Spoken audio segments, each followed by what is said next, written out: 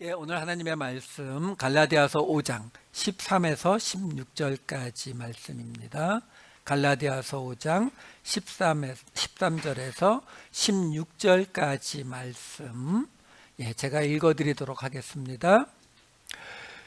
형제들아, 너희가 자유를 위하여 부르심을 입었으나 그러나 그 자유로 육체의 기회를 삼지 말고 오직 사랑으로 서로 종노릇하라. 온 율법은 내 이웃 사랑하기를 내 자신같이 하라 하신 한 말씀에서 이루어졌나니 만일 서로 물고 먹으면 피차 멸망할까 조심하라. 내가 이르노니 너희는 성령을 따라 행하라. 그리하면 육체의 욕심을 이루지 아니하리라. 아멘. 지난주에 우리는 그 이전에 하갈과 사라를 비교해서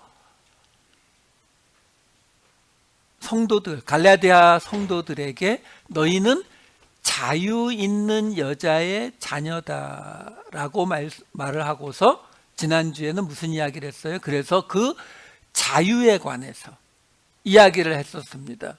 그런데 우리가 한 가지만 좀 확실하게 하고 넘어가야 될 게 있어요. 그게 뭐냐면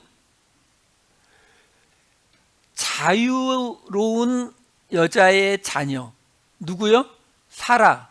사라는 누구의 아내죠? 아브라함. 무슨 말이에요? 옛날에 믿음의 맨 처음. 무슨 말이냐면요, 지금 사도 바울이 이 율법주의를 떠나야 한다, 율법 지키는 걸 떠나야 한다라고 계속 말을 하고 있잖아요. 근데 이 말을 오해하지 말라고요. 우리는 율법 또는 율법주의를 떠나야 한다라면 우리는 어떤 느낌을 받으냐면은, 그러면 뭐 술 끊고 담배 끊고 뭐 죄 짓지 않고 유혹을 떠나고 이걸 떠올린다고요. 아니요, 그거는 죄를 짓지 말라는 거고 율법주의는 그거하고 달라요.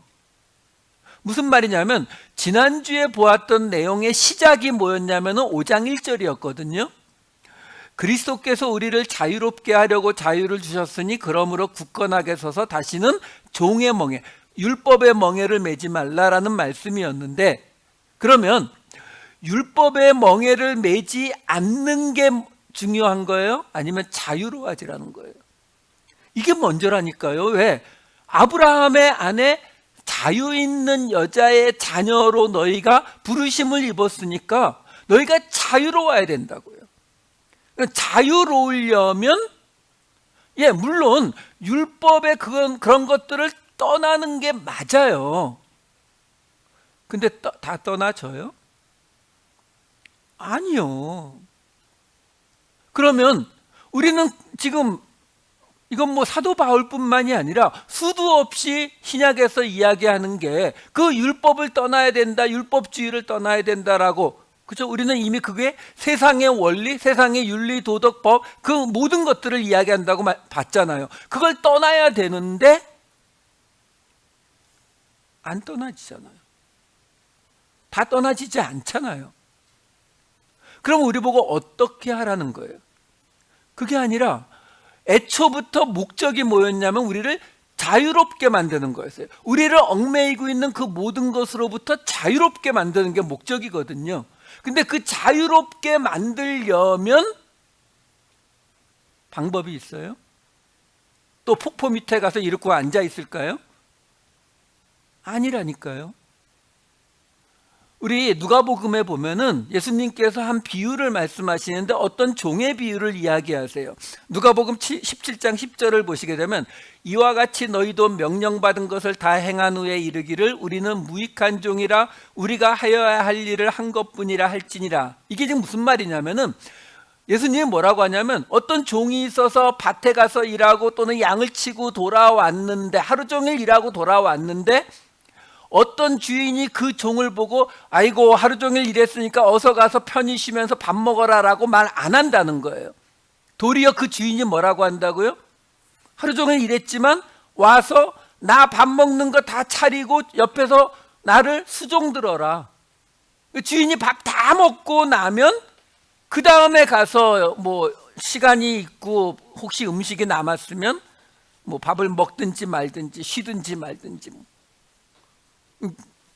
요즘 기준으로 보면 굉장한 악덕주의이잖아요. 근데 예수님이 이 말씀을 왜 하세요? 왜 이 종이 할 일을 다 하고 나서도, 할 일을 덜 했거나 좀 불성실하게 했다는 것도 아니고 다 하고 나서도 나는 무익한 종이라고 말할 수 있다고요? 우리가 상상을 좀 가미시켜 보면 돼요. 예를 들어서 이 사람이 길거리에서 일거리가 없어서 돈이 없어서 굶어 죽어가는데 이 주인이 지나가다가 불쌍히 여겨서 데리고 와서 그 집에서 일하게 시켰어요. 그러면 어떻게 돼요? 하루 종일 바깥에서 일해도 들어와서 또 주인의 수종을 들어야 해도 그래도 행복하죠. 왜? 나 바로 직전까지 굶어 죽기 직전이었던 사람이었거든요. 그걸 뭐라고 불러요? 은혜요. 근데 문제는 처음엔 그런데 1년, 2년 이렇게 지나가다 보면은 우리가 바뀌죠. 그렇죠? 그래서 또 주인이 길거리에서 굶어 죽어가는 어떤 사람을 데리고 오면은 그 다음부터 이제 어떻게 합니까? 야, 나 때는 이러면서 이제 이 이야기가 나오는 거잖아요. 그러면 이 종이 어디에 머물러 있어야 돼요? 처음 자기를 그 길거리에서 죽어가는 자기를 데리고 오는 자리에 머물러 있어야 된다는 거죠. 무슨 말이냐면 자유로워지기 위해서 지금 이야기를 하는 거예요. 율법주의를 없애기 위해서 이야기하는 게 아니에요. 자유로워지려면, 율법으로부터 벗어나서 자유로워지려면 우리가 어디에 있어야 된다고요? 은혜의 자리에. 이 종의 자리에 있어야, 왜요? 안 그러면 우리는 그 어떤 것이라도, 아무리 조그만 한 가지라도 우리는 그것을 내 계급장으로 달고 다른 사람보다 내가 조금이라도 낫다라는 이 기준을 갖게 되거든요. 근데 문제는 그걸 갖는 순간 어떻게 된다고요? 그 자리를 지키기 위해서 우리는 자유로워질 수가 없거든요. 그러니까 자유롭기 위해서 율법주의를 떠나야 되는데, 그 자유롭기 위해서는 율법주의를 떠나는 것으로 되는 것이 아니라 은혜의 자리에 가 있어야 된다. 이게 지난주의 이야기였다고요. 자, 그러면 오늘 이야기로 가볼게요. 오늘 이야기는 5장 13절로 시작이 돼요. 형제들아, 너희가 자유를 위하여 부르심을 입었으나 그러나 그 자유로 육체의 기회를 삼지 말고 오직 사랑으로 서로 종노릇하라. 지난주에 5장 1절로 시작했는데 이 둘을 비교를 해보면은요, 거의 패턴이 같아요. 무슨 말이에요? 5장 1절에서 그리스도께서 자유를 주셨으니 종의 멍에를 매지 말라. 오늘 5장 13절은 자유를 위해 부르심을 입었으니 사랑으로 종노릇하라. 그러니까 똑같은 패턴의 이야기를 하고 있는 거예요. 단지 뭐가 다르냐면 지금 앞에서 무슨 이야기 했어요? 종의 멍에를 매지 말라고, 율법의 멍에를 매지 말라고, 율법을 떠나라고 지금 사도 바울이 갈라디아 성도들에게 계속 말하는 것은, 너희가 복음을 들었는데, 은혜의 복음을 들었는데 자꾸 다시 왜 그 종의 멍에, 율법의 멍에를 매려고 하느냐, 거길 떠나라는 거잖아요. 근데 문제가 있죠. 우리가 이미 앞에서 봤잖아요. 그 율법이 왜 주어졌다고요? 율법이 주어진 것은 어렸을 때에, 아직 어른이 되기 전에 이스라엘을 지켜주기 위해서 더해진 거라고 말씀드렸잖아요. 왜? 아니, 그 율법을 안 주면은 무슨 일 벌어져요? 나한테 돈이 필요하면 옆집에 가서 칼로 쿡 쑤신 다음에 돈 뺏어오고, 옆집 여자가 예쁜 것 같으면은 어떻게 해서든지 그 여자 차지하려고 하고, 그 죄를 말하는 게 아니고, 그렇게 하면 뭐가 문제가 된다고요? 이스라엘 공동체가 남아나질 않는다니까요. 그래서 추가로, 부록으로 하나님이 믿음으로 구원하신다는 것은 아브라함의 때로부터 지금까지 똑같은 패턴인데, 예수님이 오실 때까지 이 이스라엘 공동체를 유지하기 위해서 추가로 주신 게 율법이란 말이죠. 근데 지금 지난주에 그 율법을 떠나라라고 이야기했잖아요. 그 율법의 멍에를 매지 말라라고 말했거든요. 그러면 부작용이 생겨요. 어떤 부작용? 당연히 공동체를 뭘로 유지를 하냐고요. 왜? 이 당시 유대인들에게 있어서 율법은 단지 종교적인 의미만이 아니라 지금 우리식으로 말하면 윤리, 도덕, 법, 종교 다 포함하는 거잖아요. 그러니까 어느 날 이 미국에 법이 없어지고 우리가 가지고 있는 기본적인 윤리, 도덕 안 지켜도 된다 그러면 이 나라가 어떻게 될지 뻔하잖아요. 그러니까 당연히 여기서도 그 얘기가 나오는 거예요. 율법을 떠나면 근데 그 다음에 생기는 그 문제는 어떻게 해결한다고요? 지금 5장 13절에 사랑으로 종노릇하라 라고 하면서 그 밑에 14, 15절에 어떻게 이어져요? 온 율법은 내 이웃 사랑하기를 내 자신같이 하라 하신 한 말씀에서 이루어졌나니 만일 서로 물고 먹으면 피차 멸망할까 조심하라. 이게 지금 지난주에는 5장 1절 말씀에 대해서 왜 율법을 지켜서는 안 되는지를 설명해 줬다면 오늘은 13절인데 13절을 추가로 설명하는 게 14, 15절인 거예요. 무슨 말이에요? 이게 레위기에 나오는 말씀인데요. 너희가 지금 따르고 있는 그 율법은 어디에서 완성됐다고요? 내 이웃을 내 자신같이 사랑하라는 이 레위기 19장 말씀에서 이루어졌다. 그러니까 너희가 지금 내가 율법을 지키지 않아야 된다, 율법주의를 떠나야 된다라고 말을 했다고 해서 그걸 가지고 이제는 그러면 그 모든 거 하나도 안 지키고 그냥 죄송해요 이런 말 써서 개판인 상태로 살아가도 된다라는 말이 아니라 하나님이 공동체를 만들고 유지하시겠다고 하는 거기에서 내 이웃을 내 자신처럼 사랑하라는 거기에서 율법의 완성이 있었던 것처럼 공동체는 지켜가야 한다. 그렇지 않고 너희가 서로 물고 먹으면 피차 멸망해서 공동체가 사라질 것이다. 이 설명을 하는 거예요. 그래서 이 다음부터 이어지는 말씀이 오늘은 한 절만 볼 거지만 이 다음부터 이어지는 말씀의 목적이 뭐냐면 율법주의를 떠나야 되는데 공동체를 유지하는 방법 요거예요. 자, 그러면 이어지는 5장 16절을 볼게요. 내가 이르노니 너희는 성령을 따라 행하라. 그리하면 육체의 욕심을 이루지 아니하리라. 여기서부터 사실은 이제 이 25절까지 쭉 이어지는 말인데 여기에 갑자기 등장하는 단어 성령이라는 단어가 등장을 합니다. 푸뉴마라는 단어가 많이 등장을 해요. 17, 18, 22, 25절을 보시면 제가 그냥 빨간색으로 표시만 해놨어요. 성령을 거스르고 성령은 성령의 인도하시는 바 성령의 열매 성령으로 이렇게 등장을 해요. 그러니까 지금 이 주제를 헷갈리시면 안 돼요. 지금 계속 무슨 이야기를 하고 있는 거냐면 율법주의를 떠나서 그럼에도 불구하고 율법주의를 떠남에도 불구하고 윤리와 도덕과 법과 종교적인 계율을 다 떠남에도 불구하고 하나님의 공동체가 유지되기 위해서는 이웃을 내 자신처럼 사랑해야 된다라는 건데 그 방법이 성령이라는 거예요. 자, 이제 여기서부터 이제 문제가 돼요. 뭐가 문제가 되느냐? 우리가 성령 그러면은 우리에게 가장 먼저 이렇게 머릿속에 탁 떠오르는 느낌이 뭐냐면 성령이라고 하는 신이 우리에게 이렇게 쫙 오셔가지고 성령이 충만하게 임하면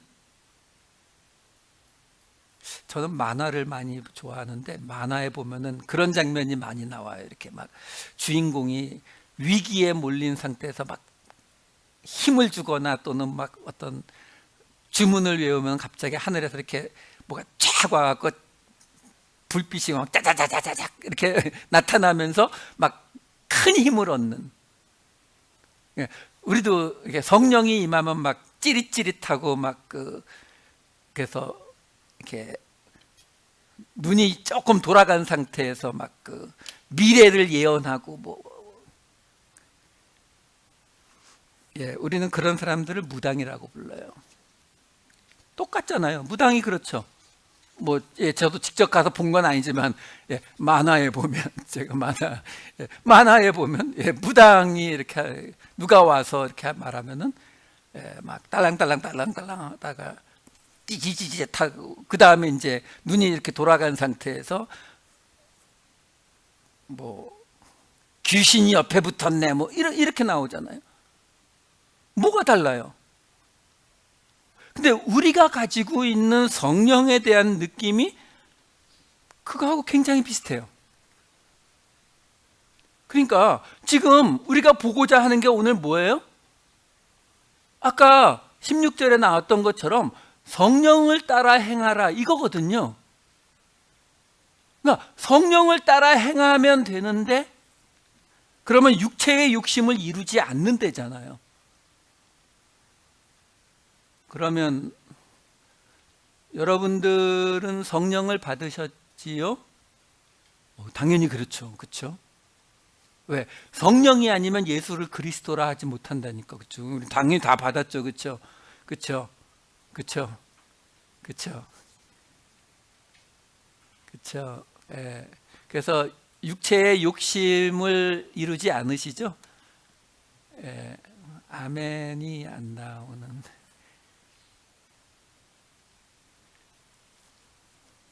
그러면 여러분 그냥 생각해 보시면 돼요. 내 안에 성령이 임하신 게 맞는 것 같은데 찌릿찌릿하지도 않고 근데 하여간 뭐 임했다니까 임한가 보다 하는데 육체의 욕심이 하나도 안 없어진 것 같은.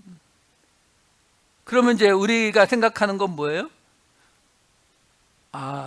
성령이 덜 찼구나.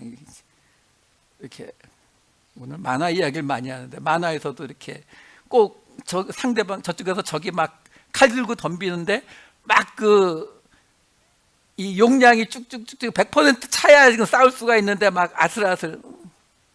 우리도 육체의 욕심을 떠나야 되는데 아직 다 안 떠나는 게 아직 성령이 꼭 차지 않아 가지고 오시기는 오셨는데 그래서 예수를 그리스도라고 고백하는 것까지는 됐는데 아직 이게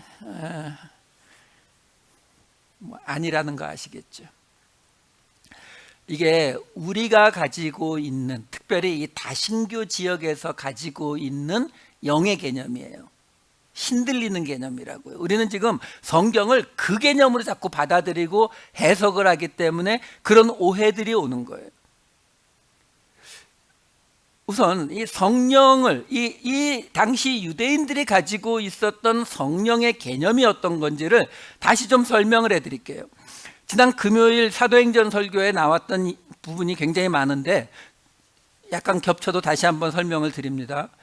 이 사도행전에 보면은 에베소 지역을 선교를 할 때에 그 에베소 지역에 아볼로라고 하는 사람이 와요. 그 아볼로라고 하는 사람이 뭐라고 나오냐면은 알렉산드리아에서 온 사람인데 아주 성경에 능통한, 성경을 뚜루루 깨는 사람이라고 나옵니다. 물론 그땐 구약이죠. 그 아볼로라고 하는 사람이 그렇게 성경을 뚜루루 깨고 예수에 대해서 잘 알아서 가르치기까지 했어요. 근데 그 사람에 대한 설명이 사도행전 18장 5절에 이렇게 나옵니다. 그가 일찍이 주의 도를 배워 열심으로 예수에 관한 것을 자세히 말하며 가르치나 요한의 세례만 알 뿐이라. 그러니까 예수에 대해서 뭔가 가르치기까지 했는데 요한의 세례만 안 돼요. 그래서 브리스길라와 아굴라가 이 사람에게 더 정확한 하나님의 도를 설명했다라고 나와요. 그리고 나서 곧장 이어지는 말에 이번에는 바울이 에베소 교회에 갔더니 거기에 있는 사람들도 요한의 세례밖에 모르더라라는 말이 이렇게 나와요. 사도행전 19장 2절에서 3절. 이르되 너희가 믿을 때에 성령을 받았느냐? 이르되 아니라 우리는 성령이 계심도 듣지 못하였노라. 바울이 이르되 그러면 너희가 무슨 세례를 받았느냐? 대답하되 요한의 세례니라. 그래서 바울이 그 말을 듣고 그 사람들에게 예수님을 다시 설명하고 나서 다시 세례를 줍니다. 사도행전 19장 5절에서 6절. 그들이 듣고 주 예수의 이름으로 세례를 받으니 바울이 그들에게 안수함에 성령이 그들에게 임하심으로 방언도 하고 예언도 하니. 자, 여기에 보면은 지금 가장 먼저 중요한 게 뭐냐면 요한의 세례와 주 예수의 이름의 세례가 구분되어 있다는 거예요. 둘이 같은 게 아니다라고 말을 하고 있는 거예요. 근데 이 둘이 어떻게 다른가에 대해서 세례 요한이 한 말이 있어요. 누가복음 3장 16절. 요한이 모든 사람에게 대답하여 이르되 나는 물로 너희에게 세례를 베풀거니와 나보다 능력이 많으신 이가 오시나니 나는 그의 신발끈을 풀기도 감당하지 못하겠노라. 그는 성령과 불로 너희에게 세례를 베푸실 것이요. 자, 요한의 세례가 있는데 이거는 물로 주는 세례고 주 예수의 이름으로 주는 세례가 있는데 성령과 불로 주는 세례래요. 그래서 아까 보면은 뭐라고 나와요? 요한의 세례를 받은 에베소 사람들에게 사도 바울이 주 예수의 이름으로 세례를 주고 안수해서 성령이 왔다라고 설명을 하잖아요. 자, 문제는 요한의 세례나 주 예수의 이름의 세례나 둘 다 물로 주는 세례가 맞아요.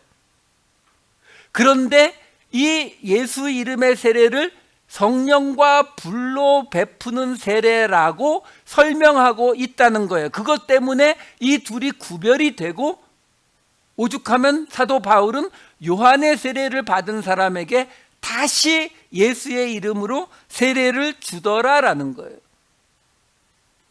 이게 지금 무슨 일이 벌어지고 있는 거냐라는 거예요. 마찬가지예요. 여러분들 다 세례 받으셨잖아요. 물로 받으셨어요? 성령과 불로 받으셨어요? 대답을 못 하시지.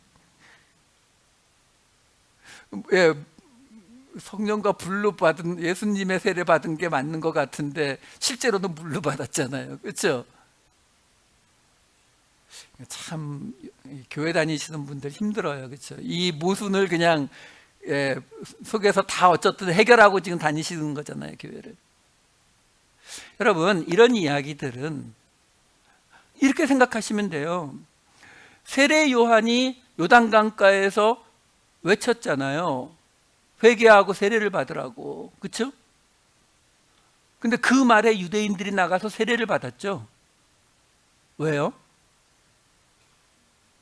그 말이 근거가 있으니까 받는 거예요. 난데없이 그냥 와서 세례를 받아라 라고 하면은 안 나가죠, 유대인들이요. 어떤 근거가 있어요? 레위기에 보면은 부정한 음식, 부정하게 되는 것에 대한 이야기가 레위기 11장부터 쭉 나오거든요. 근데 그 중에 부정한 것의 가장 대명사로 나오는 게 뭐냐면 바로 나병 환자예요. 가장 내용이 많아요. 대부분이 그 내용이에요. 그 나병 환자에 대한 이야기에서 나병이 나은 사람, 회복된 사람이 어떤 절차를 밟는지가 레위기 14장에 나와 있거든요. 그 중에서 8절부터 10절만 볼게요. 정결함을 받는 자는 그의 옷을 빨고 모든 털을 밀고 물로 몸을 씻을 것이라. 그리하면 정하리니 그 후에 진영에 들어올 것이나 자기 장막 밖에 이레를 머물 것이요. 일곱째 날에 그는 모든 털을 밀되 머리털과 수염과 눈썹을 다 밀고 그의 옷을 빨고 몸을 물에 씻을 것이라. 그리하면 정하리라. 여덟째 날에 그는 흠없는 어린 숫양 2마리와 1년 된 흠없는 어린 암양 1마리와 또 고운 가루 10분의 3 에바에 기름 섞은 소재물과 기름 할록을 취할 것이요. 레위기 14장 전체가 사실 이 이야기인데 그중에서 가장 핵심 부분만 뽑은 거예요. 무슨 말이냐면 나병에 걸렸다가 어느 날 보니까 좀 나은 것 같으면 그러면 제사장에게 가서 자기 몸을 보여요. 제사장이 며칠 두고 봤는데 나은 것 같으면은 거기서 또 간단한 절차가 몇 개 있어요. 새 2마리 잡고 뭐 이렇게 하는 게 있어요. 그 과정을 통해서 나은 거 맞다라고 하면은 지금 그 다음에 나오는 이야기예요. 이 사람이 옷을 빨고 털을 밀고 깨끗하게 목욕하고 이제 진영 안에 들어올 수가 있어요. 들어와서 일주일을 지내면 자기 집에 못 들어가요. 일주일을 지내고 나서 계속 괜찮으면 그 일주일 후에 다시 옷을 빨고 털을 밀고 목욕을 하고 나서 들어가고 그 다음에 그 다음 날 8째 날 안식 후 첫날 오늘 부활한 날 그 날에 하나님 앞에 나가서 제사 드리게 돼 있어요. 이 이후에 제사 드리는 내용이 길게 이어지거든요. 그러니까 무슨 말이냐면 내가 죄로부터 깨끗함을 입게 되었을 때에 그것을 공식적으로 하나님 앞에 인정받는 길이 뭐냐면 몸을 닦고 그 다음에 하나님 앞에 제사를 드리는 거라고요. 그러니까 세례 요한이 무슨 이야기 한 거예요? 와서 몸 닦고 회개하라고. 그래서 세례 요한은 제사장이나 바리새인 서기관들에게 죽임을 당하지 않은 거예요. 왜? 제사장, 서기관, 바리새인들이 맡은 일이 뭐예요? 몸 닦는 거요? 아니요, 이건 자기가 닦는 거고 여기요. 그 다음에 하나님 앞에 제사 드리는 거. 근데 세례 요한은 요거만 한 거예요. 그러니까 이 바리새인들 서기관들하고 부딪히지 않은 거라고요. 자, 이걸 뭐라고 부른다고요? 요한의 세례요. 근데 지금 우리가 보고 있는 거는 예수 이름의 세례잖아요. 그렇죠? 예수 이름의 세례가 뭐예요? 예수님이 뭐 하셨죠? 히브리서 9장 12절. 염소와 송아지의 피로 하지 아니하고 오직 자기의 피로 영원한 속죄를 이루사 단번에 성소에 들어가셨느니라. 그러니까 요한의 세례와 예수님의 세례가 뭐가 다르냐면 요한의 세례는 물로 씻는 것, 그 다음에 어떻게 해야 돼요? 성전에 가서 제사 드려야 되는 거. 예수님은 buy one, get one free. 제사까지 포함하는 세례인 거예요. 그러니까 당연히 제사장과 바리새인과 서기관들이 예수님을 죽이려고 들죠. 왜? 자기들이 해야 되는 자기들 직업을 지금 뺏어간 거잖아요. 이게 이 당시 사람들이 갖고 있던 생각이에요. 이걸 우리가 확인할 수 있는 게 요한복음 4장 1, 2절에 보면은 이런 구절이 나와요. 예수께서 제자를 삼고 세례를 베푸시는 것이 요한보다 많다 하는 말을 바리새인들이 들은 줄을 주께서 아신지라. 예수께서 친히 세례를 베푸신 것이 아니요 제자들이 베푼 것이라. 이 말이 왜 들어가 있을까요? 예수님이 세례를 베푸시면 그 세례가 뭐예요? 성령과 불? 아니죠. 물로 세례. 그럼 이 요한복음은 가장 늦게 쓰여진 책이거든요. 사도 요한이 이걸 쓰면서 설명하는 거예요. 왜? 예수님이 물로 세례를 주면은 무슨 문제가 생겨요? 예수님이 주신, 하나님이 주신 세례인데 이거는 뒤에 제사가 없이도 그냥 이것만으로도 구원을 이루는 거를 인정을 해야 되나 말아야 되나? 예. 그래서 사도 요한은 써놓는 거예요. 예수님은 그 물세례 안 베푸셨다고. 그러니까 예수님의 역할이 바로 이 레위기에 나오는 정결해지는 이 속죄 제사의 역할이라고 하는 것을 분명히 말을 해주고 있는 거거든요. 자, 이제 요한의 세례와 예수님의 세례를 구별을 했어요. 근데 이 예수님의 세례, 다시 말해서 속죄의 제사까지를 포함하는 이 예수님의 세례를 아까 세례 요한이 뭐라고 했다고요? 불과 성령과 불로 세례를 주실 것이다 이렇게 말했잖아요. 이건 또 무슨 말이에요? 아니 물로 주는 게 맞는데 왜 성령과 불이라고 설명을 하죠?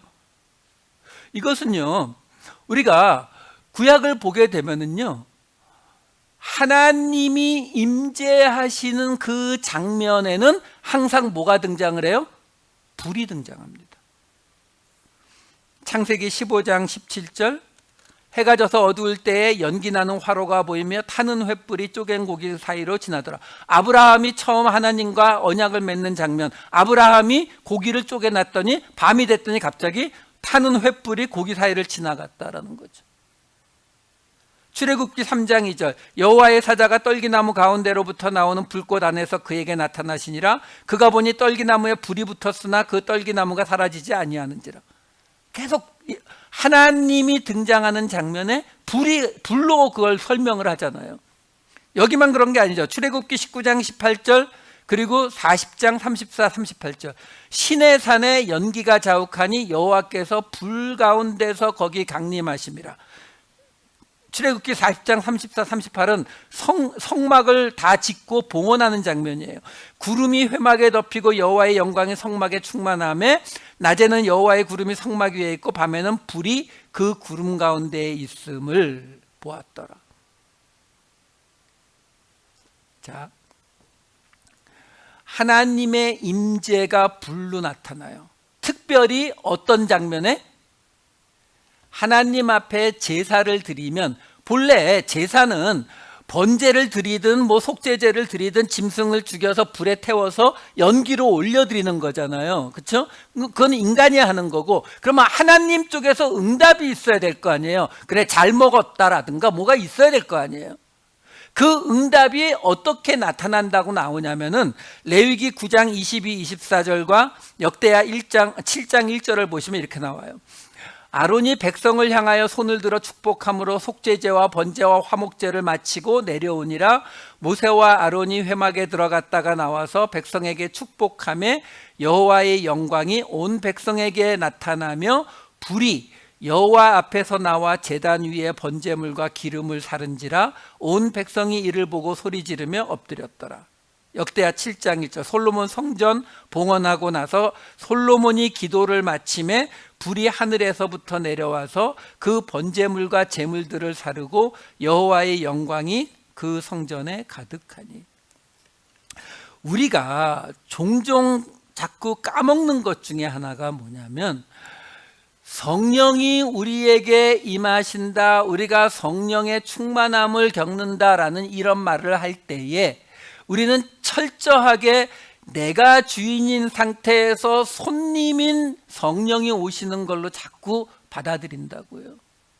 그래서 나는 그대로 있는데 성령이 임하시면 나에게 없던 예언의 능력이 생기고 나에게 없던 치유의 능력이 생기고 이렇게 생각을 해요. 아니요. 성경은 계속 뭐라고 말하냐면 성령이 오시면 어떻게 된다고요? 내 안에 나는 죽고 내 안에 그리스도께서 사신다. 그러니까 주인이 바뀌는 거예요. 주인이 아예. 이걸 혼동하시면 안 돼요. 다시 말해서 지금 하나님 앞에 지금 우리가 계속 이 세례를 이야기하고 있는 거예요. 요한의 세례가 아니라 예수님의 세례는 그 뒤에 따라오는, 물로 세례를 주지만 그 뒤에 따라오는 이 제사가 따라오는데 이 전체를 합해서 왜 성령과 불로 세례를 베푸신다라고 말을 했느냐? 여기서 말하는 성령으로 베푸신다라는 말의 뜻이 뭐냐면 하나님의 임재가 있다라는 거예요. 다시 말해서 예수님, 유대인들을 기준으로 생각하시면 돼요. 예수님이 지금 한마디로 말하면 요한의 세례든 예수님의 세례든 요단강에서 하든 동네 시냇가에서 하든 물로 씻는 건 똑같은데 예수님의 세례는 그 예수님이 십자가에서 죽으신 그 피로 말미암아 이 속죄제를 대신한다는 거잖아요. 그러면 여러분들이 제사장이나 서기관 바리새인들, 성전에 있는 제사장 바리새인들이라면 여러분들은 뭐라고 반박하겠어요? 아니, 여기가 성전인데 여기서 제사를 드려서 여기서 드려야 하나님이 받으시는 거지. 아니, 아무 데서나 그냥 세례를 하면은 그곳에 예수님의 이름의 세례이기 때문에 거기에 속죄제가 같이 포함이 돼가지고 죄의 속죄함을 얻는다고? 여기 성전에서야 말이 안 되지. 그렇게 반박하지 않으시겠어요? 그 말에 대해서 지금 이야기를 하는 거죠. 뭐라고 이야기하는 거예요? 성령이 임하셨다. 무슨 말? 하나님이 임재하셨다. 무슨 말? 하나님이 받으셨다. 예수 이름의 세례를 한 패키지로 속죄제까지 포함하는 이 패키지를 하나님이 받으셨다라는 의미로 성령이 임하셨다, 성령이 함께 하셨다, 성령으로 세례를 주셨다, 이 말을 하는 거예요. 그래서 불이 따라오는 거예요. 그 증거로. 우리가 알다시피 사도행전 2장 3절에 나오는 오순절 사건에도 보면은 뭐가 보인다고요? 불의 혀처럼 갈라지는 것이 보였다. 이런 말들이 왜 들어가 있는 거예요? 그 자리에 임한 것이 하나님의 임재였다. 이걸 증명해 주는 구절들인 거예요. 자, 근데 그 성령이 임했더니 어떤 일들이 벌어졌다고요? 사도행전에 보면 사도행전 2장 4절, 19장 6절, 10장 45, 46절을 보면 성령의 충만함을 받고 성령이 말하게 하심을 따라 다른 언어들로 말하기를 시작하니라. 19장 6절, 바울이 그들에게 안수함에 성령이 그들에게 임하심으로 방언도 하고 예언도 하니. 10장 45, 46절은 고넬료 사건이에요. 베드로와 함께 온 할례받은 신자들이 이방인들에게도 성령 부어주심으로 말미암아 놀라니 이는 방언을 말하며 하나님 높임을 들음이러라.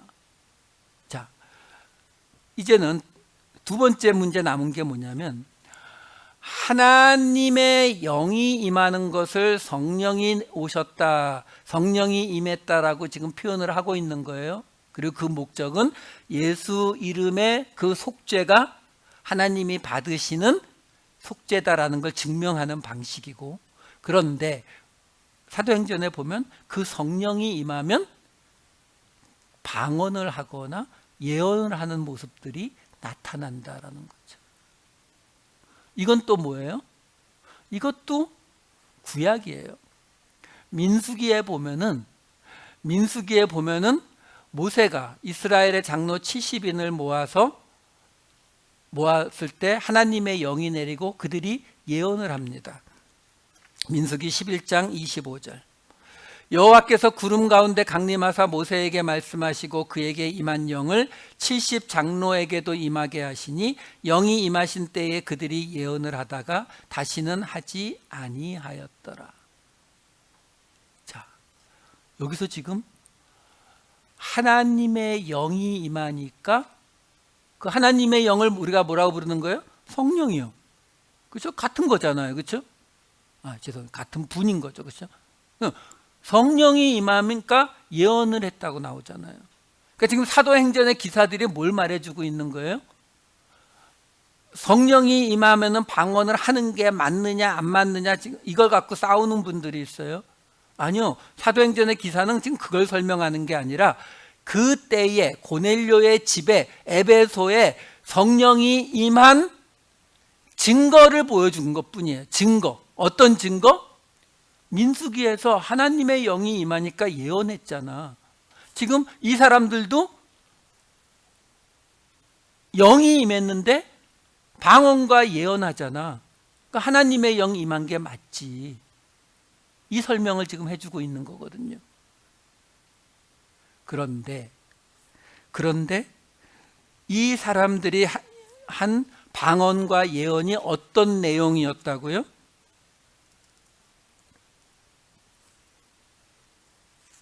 민수기 11장 29절을 마저 볼게요. 70인의 장로가 모였는데 거기 모이지 않았던 두 사람이 있었어요. 엘닷과 메닷이라는. 그 사람들이 그 모세와 함께 있는 장소에 모이지 않았음에도 불구하고 그들에게도 하나님의 영이 임해서 예언을 했습니다. 여호수아가 그걸 보고서 모세에게 달려가서 쟤네들 지금 우리 모임에 안 왔는데도 예언하고 있는데 못하게 하는 게 맞지 않을까요? 라고 여호수아가 말하니까 모세가 이렇게 말한 거예요. 모세가 그에게 이르되 내가 나를 두고 시기하느냐? 여호와께서 그의 영을 그의 모든 백성에게 주사 다 선지자가 되게 하시기를 원하노라. 아주 중요한 이야기가 나오죠. 무슨 말이냐면 하나님의 임재가 성령이 임하면 그가 말하는 것이 뭐라고? 선지자가 뭐 하는 사람이에요? 하나님의 말을 받아서 전하는 자. 우리는 자꾸 이 방언이라든가 예언 이쪽에 자꾸 그 관심이 쏠리는데 지금 분명히 이 민수기는 뭘 말하고 있다고요? 하나님의 말씀을 전하는 자가 되기를 원한다. 하나님의 영을 받은 자들에게. 그래서 사도행전에도 실제로 뭐라고 나옵니까? 사도행전 2장 11절 10장 46절 보면은 그 방언의 내용이 뭐라고요? 우리가 우리의 각 언어로 하나님의 큰 일을 말함을 듣는도다 하고 이는 방언을 말하며 하나님 높임을 들음이러라. 그러니까 결국 뭐예요? 하나님이 행하시는 일을 말하고 하나님을 높이는 말을 하는 것이 성령 하나님의 영이 임한 사람들에게서 나타나는 모습이라고 지금 설명을 해주고 있는 거예요. 그래서 예수님께서도 요한복음에서 뭐라고 말씀하시냐면 요한복음 14장 26절 보혜사 곧 아버지께서 내 이름으로 보내실 성령 그가 너희에게 모든 것을 가르치고 내가 너희에게 말한 모든 것을 생각나게 하리라. 성령이 오시면 우리 생각에는 과거를 맞추고 미래에 대해서 예언하고 뭐 막 이상한 방언을 말하고 이런 모습을 기대하지만 왜? 그래야 사람들 앞에서 사람들이 저 목사님, 저 장로님, 저 권사님 대단한 분이야, 뭐 영적인 분이야, 뭐 이렇게 말할 거잖아요. 그게 뭐라고요? 그게 율법주의예요. 그게 아니라 성령을 받으면 하나님의 일을 말한다고요. 근데 그게 이제 신약 시대로 오니까 뭐라고요? 예수님이 가르치신 것, 예수님이 말씀하신 것을 말하게 된다고요. 그게 성령 받은 자의 모습이에요.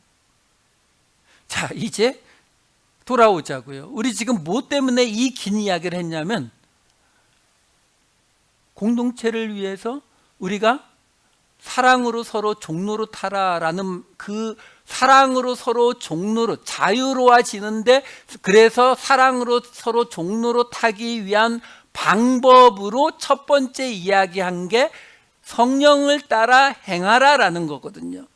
성령을 따라 행한다라는 이 성령을 따라라는 이 말이 우리 안에 어떤 성령이 와가지고 어떤 힘을 준다는 뜻이 아니라 그 성령이 임하면 우리에게 자연적으로 뭐가 나오게 된다고요? 하나님을 높이고 하나님의 큰 일을 이야기하게 된다고요.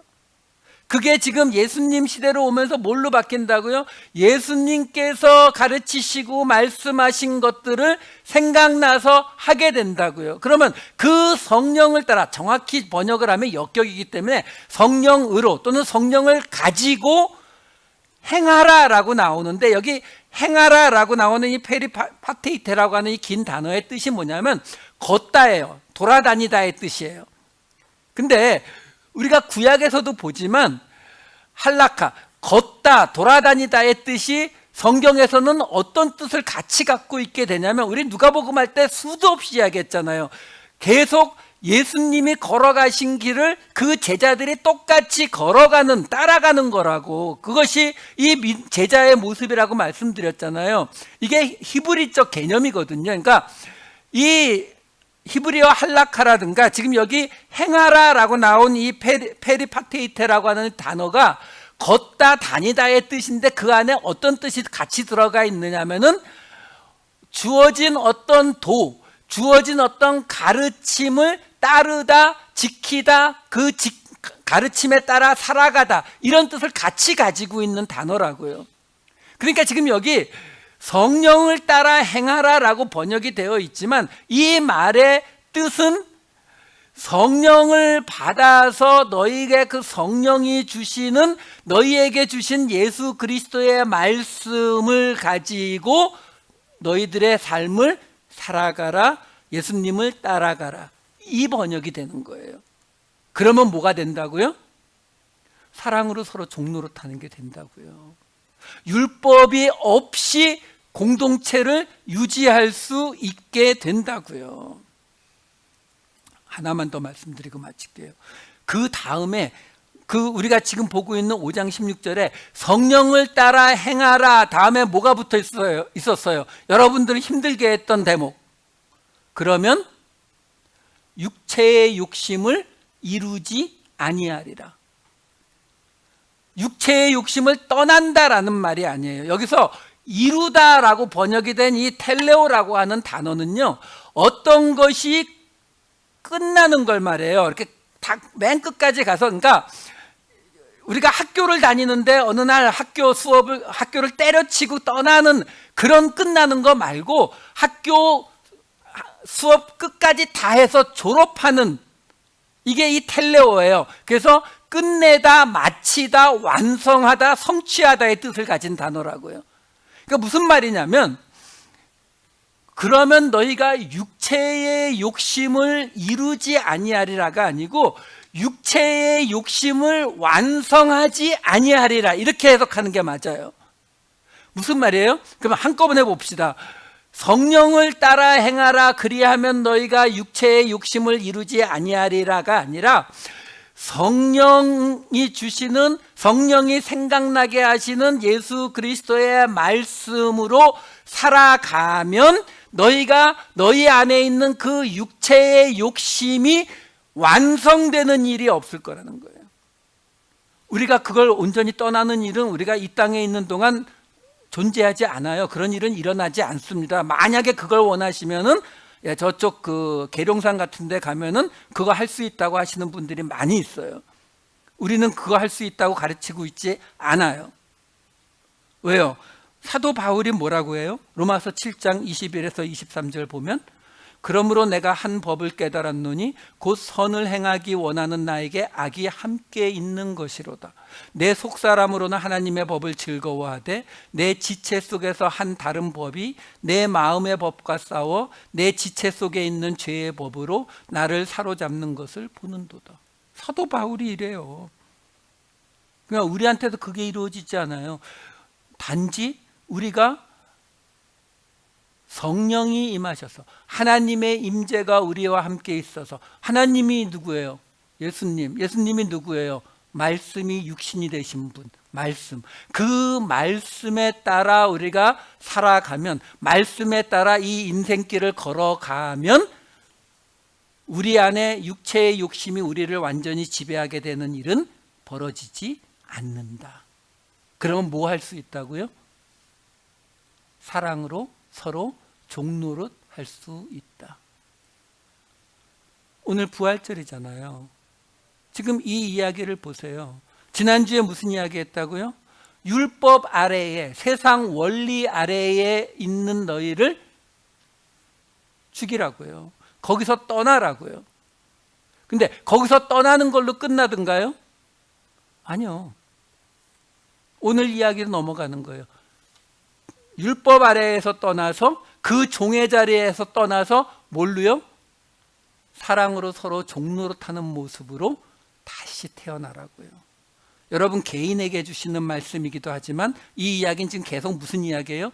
공동체라니까요. 이스라엘 공동체를 유지하던 율법에서 율법을 죽이고 대신 어떤 공동체로요? 은혜의 공동체로, 사랑으로 서로 종노릇하는 공동체로 다시 거듭나라, 부활하라 라고 주시는 말씀입니다. 그 능력은 우리 안에 말씀으로 오시는 예수 그리스도의 성령을 따라 행할 때에 나타나게 될 것입니다. 주님 부활하신 날에 우리를 통해서 이 세상은 다른 사람을 종으로 많이 삼으면 삼을수록 성공했다라는 이 세상이잖아요. 이 세상 속에서 사랑으로 서로 종로로 타는 사람들이 모인 공동체를 나타나게 하는 것, 그것이 예수님의 부활입니다. 기도하시겠습니다. 사랑이 많으신 아버지 하나님, 주님께서 부활하신 날 저희들 주님 안에서, 말씀 안에서 서로 종노릇하는 공동체로 다시 세워짐을, 다시 나타나게 됨을 감사를 드립니다. 아버지 하나님, 이 어두운 땅에 저희로 서로 종노릇하는 이 공동체 세우게 하시고 유지하게 하시고 그리고 번져나가게 하여 주시옵소서. 이 일 감당할 수 있게 하여 주시옵소서. 감사드리옵고 이 모든 말씀 우리 주 예수 그리스도의 이름으로 기도하옵나이다. 아멘.